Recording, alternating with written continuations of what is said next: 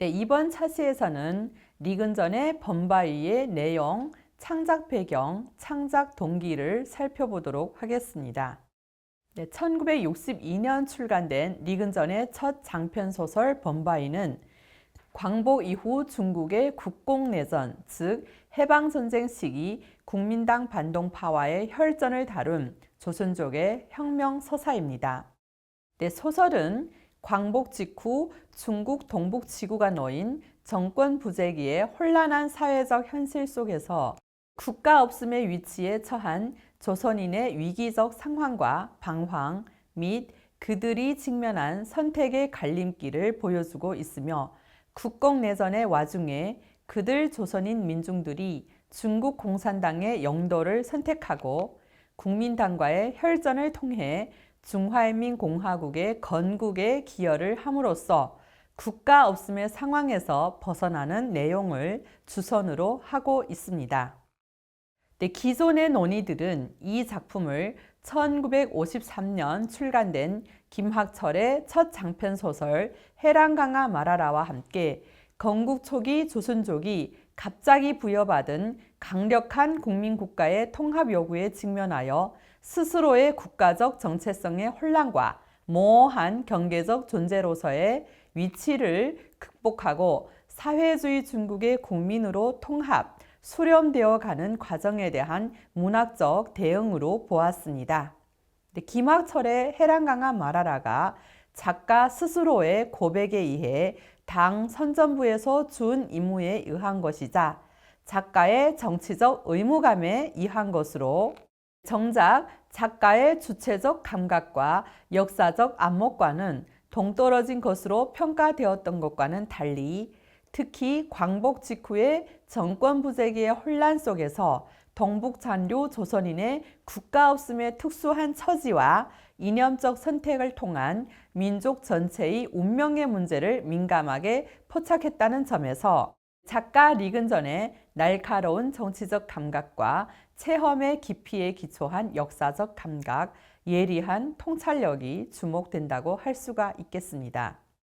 네, 작품이 창작되고 발표된 시점이 반우파 투쟁과 대약진, 지방민족주의를 반대하는 운동 등 중국 전역이 바야흐로 정치적 소용돌이 속에 휘말려들기 시작한 시기로 민족에 대한 발화 자체가 위험했던 시기였음을 감안한다면 그러한 와중에도 조선족이 서야 할 위치를 고민하고 중국에서의 조선족의 국민적 자격을 확인하고자 한 리근전의 용기를 높이 평가할 수가 있겠습니다.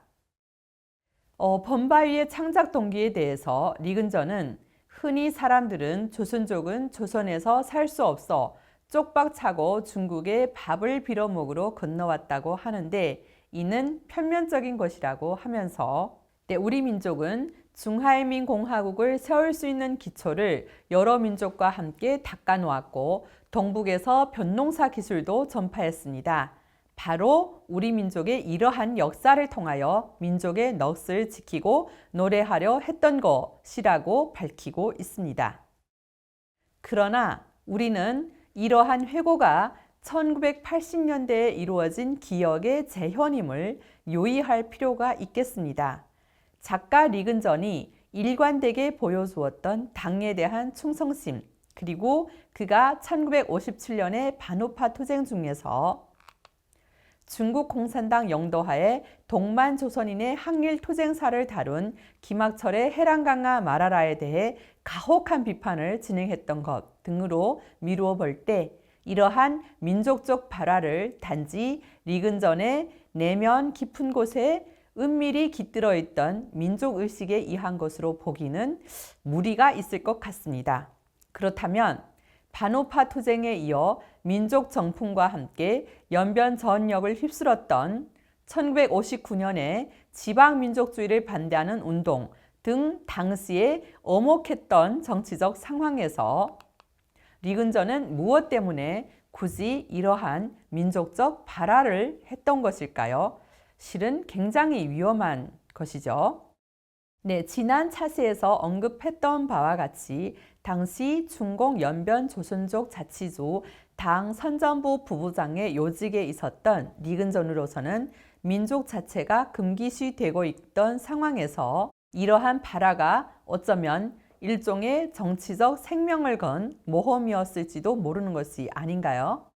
네, 그럼 다음 차시부터 우리는 바로 이러한 맥락에서 출발하여 리근전의 민족적 발화의 사회 역사적 맥락을 살펴보고 이러한 민족적 발화가 작품 속에서 어떻게 국민적 정체성으로 수렴되어 갔는지, 그 내적 논리는 무엇인지, 그것이 궁극적으로 지향하는 바는 무엇인지에 대해서 살펴보도록 합시다.